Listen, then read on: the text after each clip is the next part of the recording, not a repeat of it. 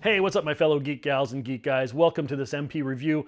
I'm your host Mike. Today we're looking at X-Transbots Bond James in the US and Japanese variety, as you can see here. Or, well, maybe you can't see so well because they're still in the wraps. But we've got both.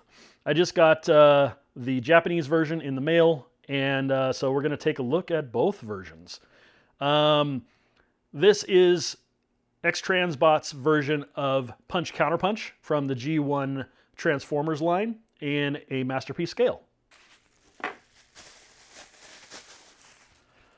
This one comes to us from Shozy Store, and they package their stuff with a card and some free stickers. I do find it interesting when the same product or the same type of product comes with different packaging.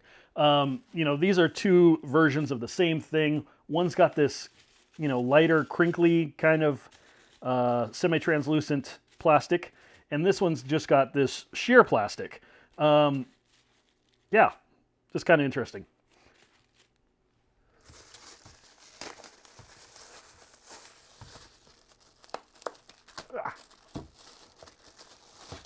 All right, so we've got the US variety here. As you can see, there are their faces. He's got that humanoid face for his Autobot part. And he's got that, I don't know, kind of looks like a skunk face for the Decepticon part, but I guess that's pretty apropos. Here, we've got different looks. We've got the heroic Autobot version that looks kind of like Optimus Prime's head, and then the Decepticon version is like kind of like a Batman. I do like the faces on the Japanese one more. Well, at least half of them. I think I could do without the Batman face, but if you could have the skunk face and the Batman face exchanged, then that might make a pretty cool bot too. But I do like the Japanese version of Punch Counterpunch because of the cartoon series from Japan, where he appears in more episodes than he does in the American US version. So other reviewers have already had the US version to look at, so we're going to go with the Japanese version first.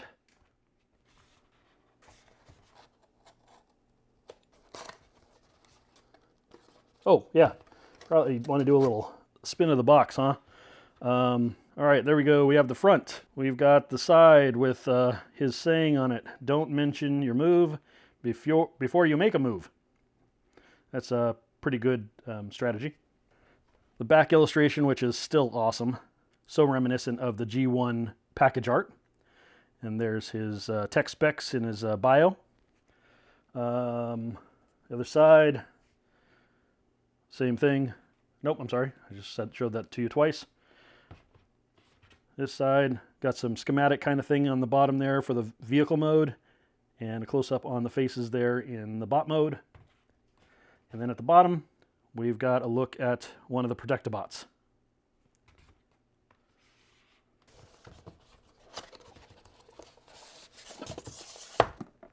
Nothing left inside the box.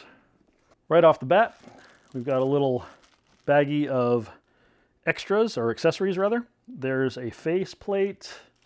So I guess maybe he's got 3 faces as options. That's cool.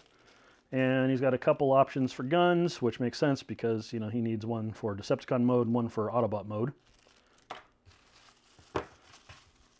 User manual and collector's card. Collector's card is looking pretty good. Yeah. Actually, it's nice that it's brighter than I've seen some collector's cards. Not necessarily X-Transbots, but sometimes they're just super dark and not very fun to look at. And then the bio on back with some tech specs. Nice. And the brochure. Ooh, full color it looks like. Yeah, full color. Until you get to the... then you got some gray images with the explanations in color. So that's cool. I mean, that's pretty standard, right? But still nice. This is... wow. A lot of steps, but he's got 2 bot modes, right? So what can we expect? Some good photography there. And on the back, oh yeah, there we go, just that illustration again, and the tech specs and bio. And in this snowstorm that is my video setup, upside down, but looking good. Man, that's looking really good from this camera perspective. This is the thing that I wish they would just stop doing, this QC pass sticker. I mean, unless you're going to have like near flawless QC every single time you put a sticker on here, don't bother. You know, I mean, it's still a cool product. X-Transbots is still doing a good job, but you know, do your own thing, X-Transbots. Stop trying to look like fans' toys. All right, let's get this baggie off. And those rims, that metallic finish on those rims is really nice.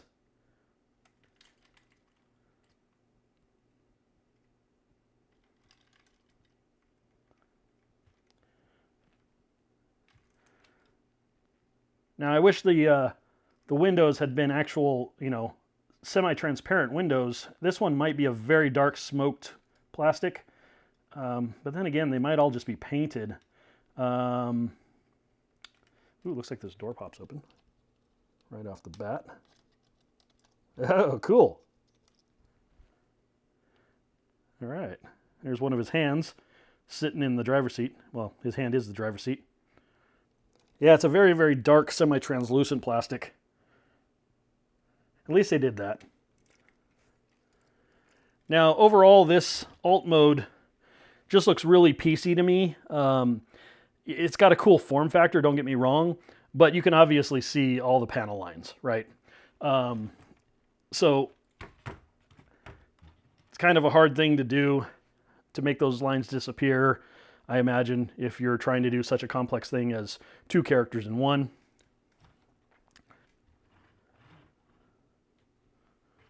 Rolls really quite well. Look at that. Got some resistance, but it's rolling by itself. You know, it's not binding.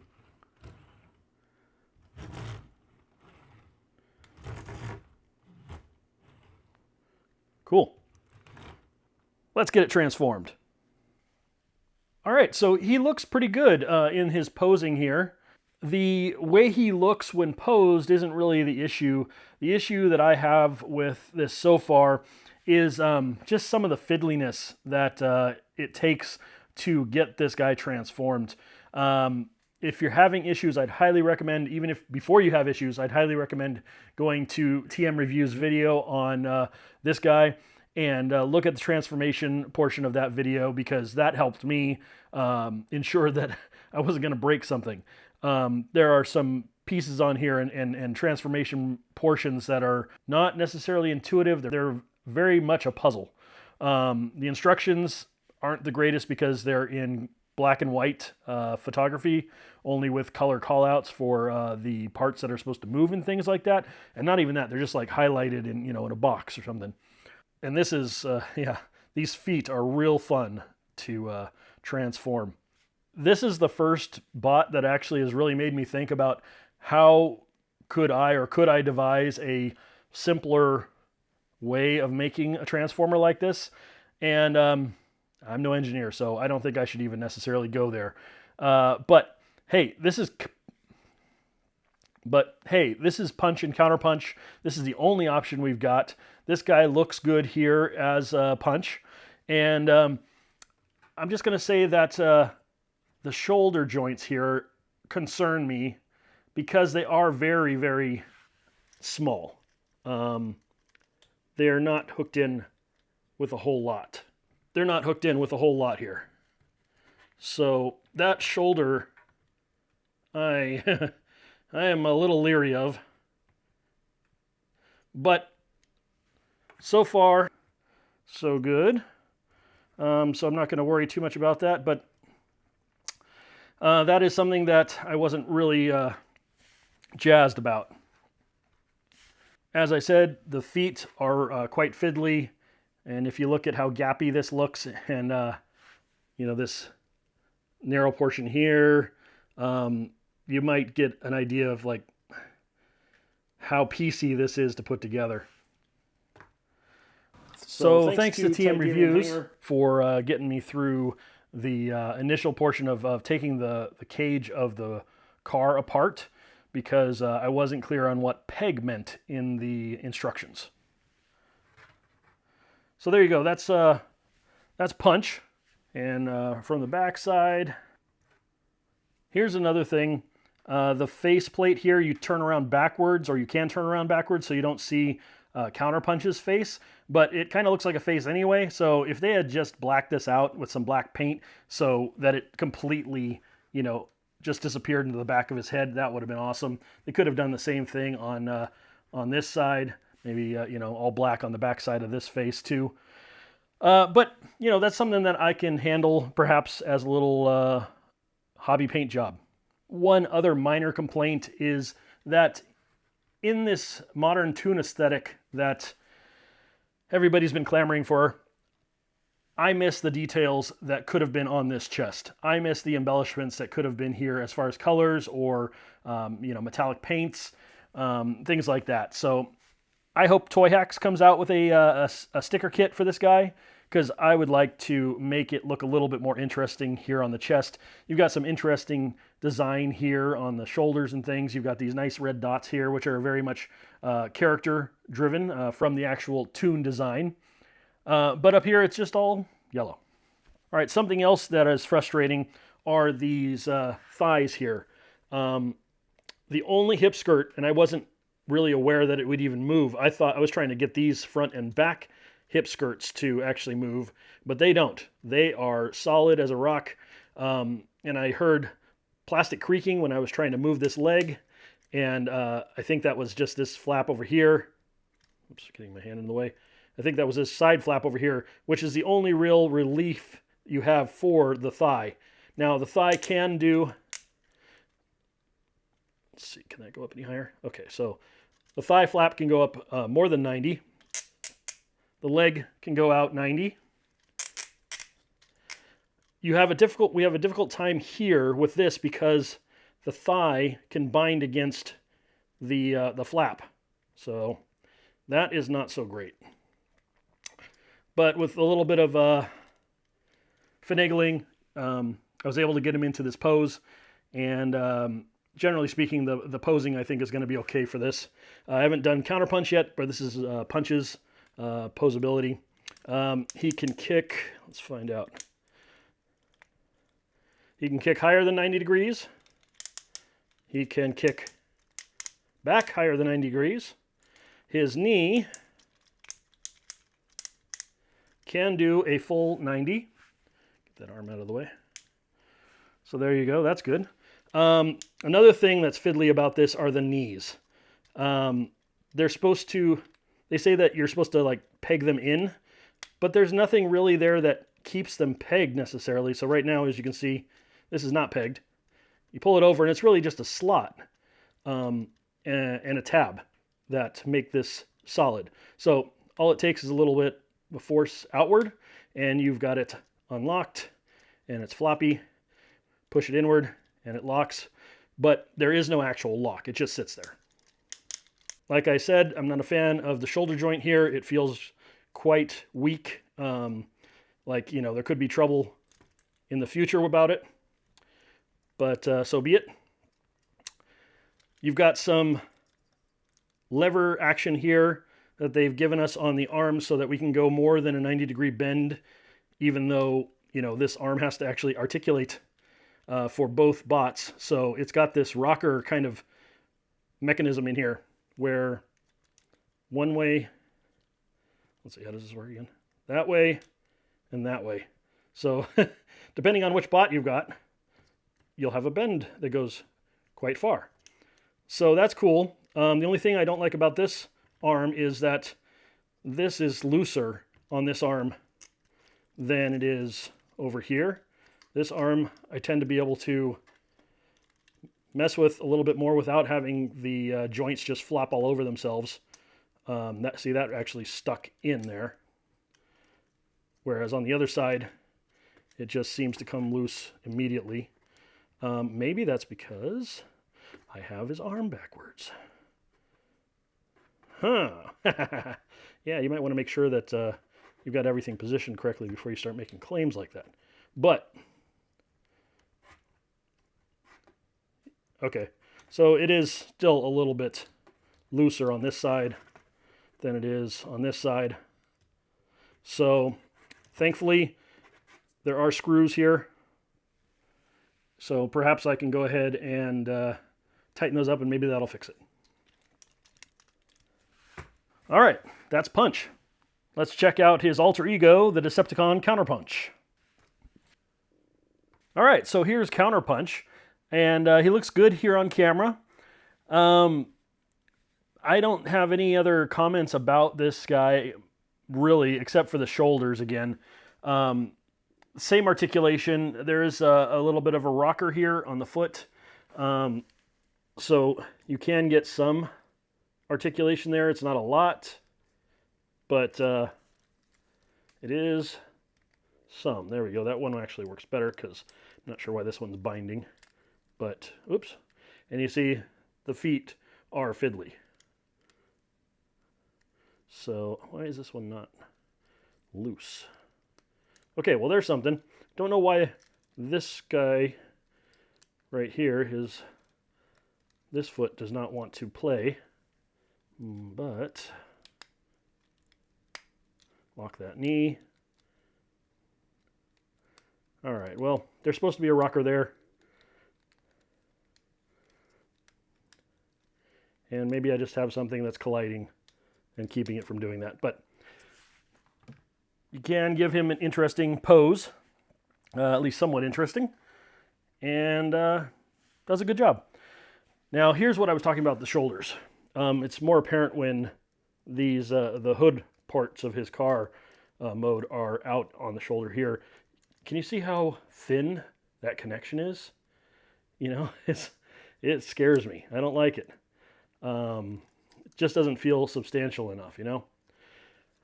Notes about the head articulation. The head is limited in its posability here. You've got a down, you've got not much of an up, almost more just kind of a straight. So down, that's as far as he wants to go up because of the chin back here, I guess. And that, yeah, the back of the head too, that doesn't look very nondescript. You know, it just looks like he's missing his face. So that could have been painted black, and I think I will want to paint that black. Rocker side to side, no side to side motion. He can turn, he can turn. But there you go. You've got a punch and counterpunch. Though there isn't much to disguise, this aspect of counterpunch from the other side still looks a lot like punch. I wish there could have been some way to maybe flip that chest back around so that it turns into a different color or different details. But hey, you're getting two bots in one, so we got to use our imagination like we did when we were kids, right? All right, so I better mention the ab crunch and waist swivel. So this does have an ab crunch. So you can bend him there. He can flex up to look up. And wasn't sure about these panels here in the front. There's a few pieces that are hinged together. I pushed these back flaps back. The instructions really didn't mention it as far as I saw. So I'm not sure what exactly they're for. But they are there, and these little tabs do seem to get in the way of the hips here if you're bending him forward, so just be aware of that. And waist swivel 360 so that you can have both modes of robot. So there you go, that's Counterpunch. It looks like I flipped one of his arms again. There we go, now his arms match. He's got two black arms instead of one blue, one black. And that's Counterpunch, the Japanese version from the Japanese show, the Headmasters series from Japan. Now a quick look at the US version of Punch Counterpunch. All right, before we get to the US version, I felt like I needed to finish off with a couple of technical notes. I I was able to tighten up joints like this. One of these arms had a problem with the fist. It was too loose. The fist flip here was too loose. And I think I've fixed that now. I tightened up some other stuff like this little screw here. I tightened up pretty much all the screws I could see on the arms. But the one that I haven't been able to firm up is this elbow, unfortunately. So it's a little bit loose. Thankfully, it still is holding its own weight. But there's a note.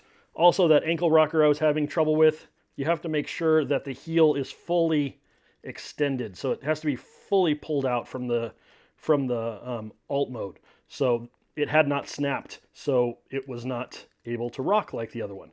So now we've got this ankle tilt. So there you go. And you've got the ankle tilt. Oh, just came apart. Yikes.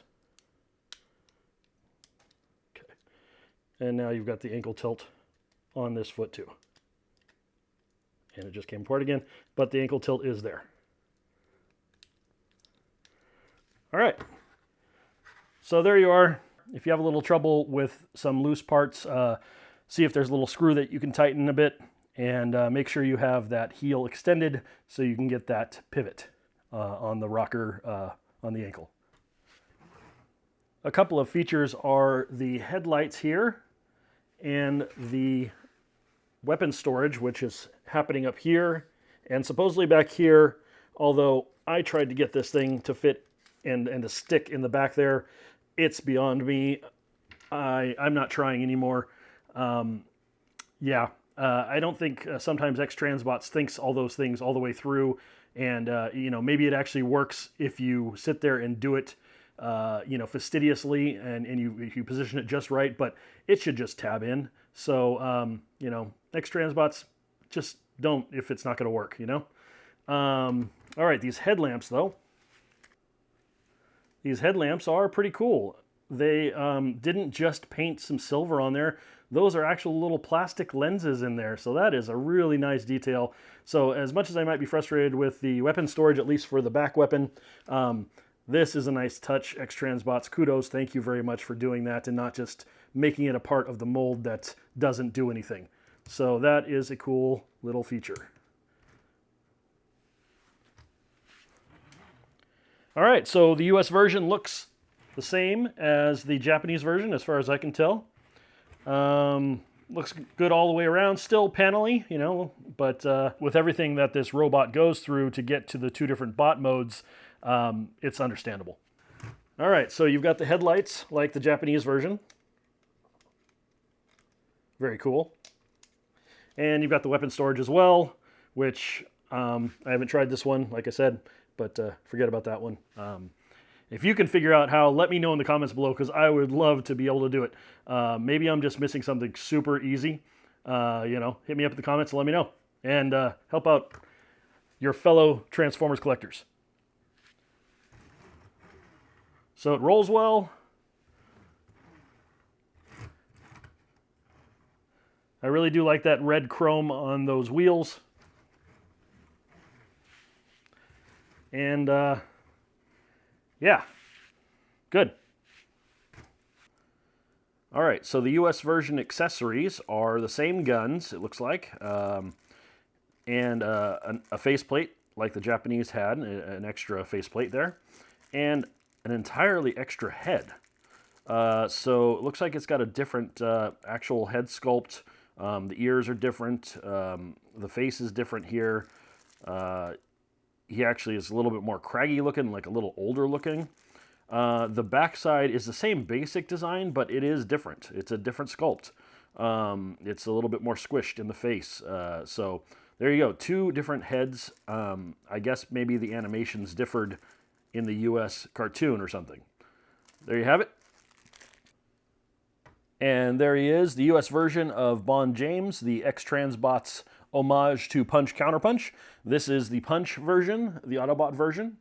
And in case you're wondering and didn't know, I looked this up on TF Wiki. His allegiance is to the Autobots, although he has an interesting bio that I don't think comes through in the cartoons, but he is a paranoid character and also suffers blackouts when he's, or has suffered blackouts when he's a Decepticon.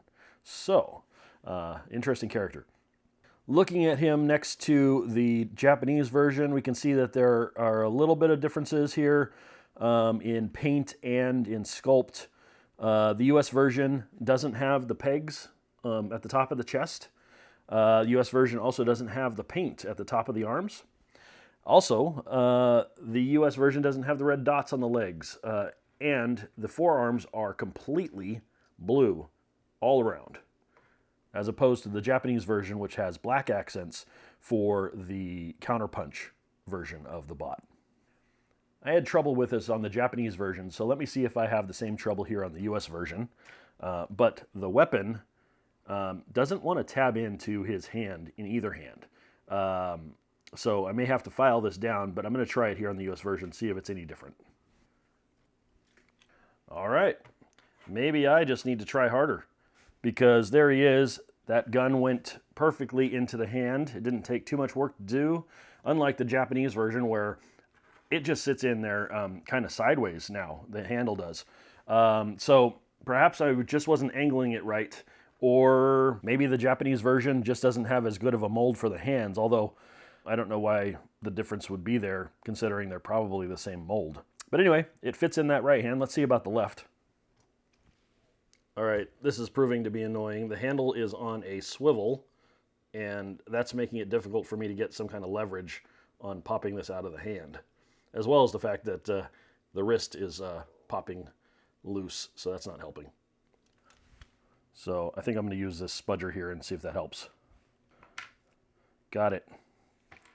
So the issue seems to revolve around that thumb that does not hinge at all. It's just a static piece. So you have to leverage that gun handle in around that. All right. Looks like maybe I just need to be a little bit more patient and a little bit more firm with getting it into the palm. But we'll see when I try it again on the Japanese version. Maybe there's just a difference in the molding. Maybe the mold's been used too many times by the time they made the Japanese version. I don't know. But there you go. It works. The US version has really no problem with putting that in the hand as it's supposed to be. Quick look at the backside while he's in his punch mode. And you can see that that little happy face there shows from the face of the Counterpunch version being flipped over. So again, that could have been painted black. It would have been a nice touch had X-Transbots done that. Oh, so about the mobility of the head, he does have an up. Well, let's see. Let's get him straightened up a little here. So that's his up. That's his down, which is a decent down, you know, and straightforward. The thing that you might find that binds this up is flipping this face around. So this hinge here, I guess you have to pull down on this. I don't know if you can see that very well, but there's a little gap right there right now. And that's what needs to be there for the face to pull out and then be flipped. So if you do not snug it back up, then what happens is that it limits the head articulation. There is this gap right here that needs to be sucked up. So you got to push that face up there to close that gap. And then you have the head tilt. All right. Now, as with the Japanese version, there is no head tilt side to side, just the down and the up. And there you go. That handle hasn't actually moved, but the gun barrels have. Okay, look at his backside now. The differences I know offhand are that the US version doesn't have the silver box right here on the chest, and the head sculpt is different. And also some black accents that are on the Japanese version, which aren't here on the US version. Get a better look at that here in a second. Oh, one quick thing. I just want to note that I had trouble getting these chest pieces actually shoved all the way to the top. So you see that slight mismatch on either side. Both sides were very difficult to move up on that little hinge pin that is inside. Maybe it'll loosen up over time, but I had a heck of a time trying to get that to shove all the way to the top here. And as far as the two different heads go, here's what those look like on Punch. As you can see, the alternate head has more of an older face. Looks like it has more lines, you know, like it's seen more time. And here's Counterpunch.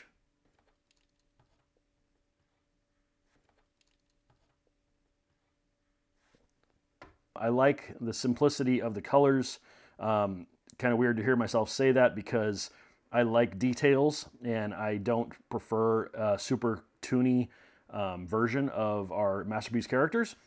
As far as the design of the character goes, I wish they had made this character more fierce, kind of dynamic, you know, heroic or something. This looks cool, but it looks a little bit on the plain side. All right, maybe it's just the head sculpt here, but I think I like the US version better than the Japanese version for Counterpunch here. It's interesting that, yeah, I don't know. I guess this little extra silver piece here kind of throws me off a little bit on the Japanese version. This one just seems to be, it draws attention to the head. This one kind of has something in the way, and then the pointy ears. But that is the Japanese version, you know, in the Headmasters cartoon, so I can't fault it for that. But it's just interesting that I'm kind of drawn to the US version, even though I like the character from the Japanese version. All right, there you go. A little side-by-side of both in their Counterpunch modes. And then what does he look like from the back when he's in Counterpunch mode? There you go. That's the Counterpunch backside. You know, I know no Decepticon would ever, you know, approach this guy from the back and go like, oh, you look nothing like Punch from the Autobots, except for that funky face and the fact that you have broader shoulders.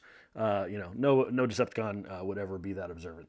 But the face here, definitely the reverse of the face, I need to paint black if I'm going to enjoy this head sculpt here.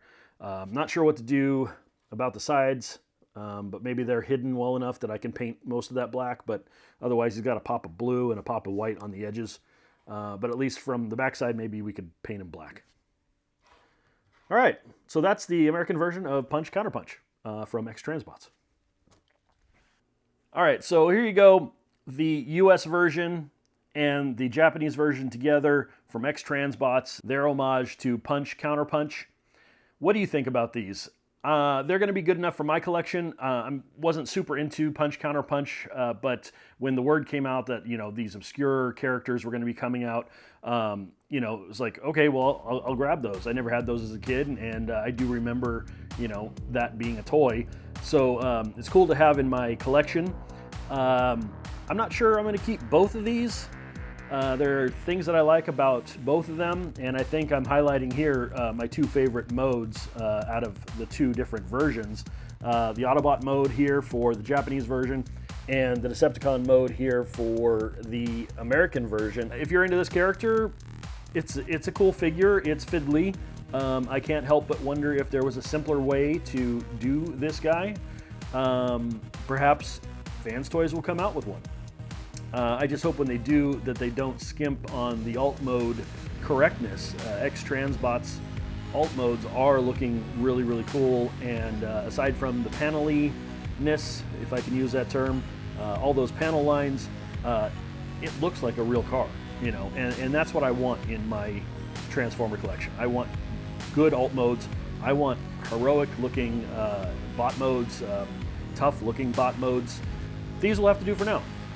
But I may never buy them again because I'll have a representation. I hope this review helped you decide which one, if either, that you want.